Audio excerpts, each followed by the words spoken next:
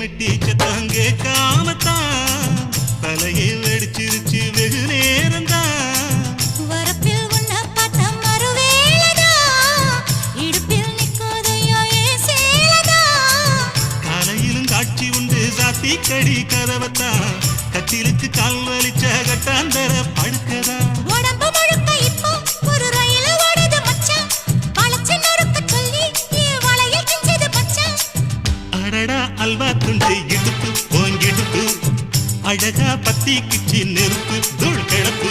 சலக்கு சலக்கு சரிக சேல சலக்கு சலக்கு பெலக்கு பெலக்கு பெக்கம் வந்தா பெலக்கு பெலக்கு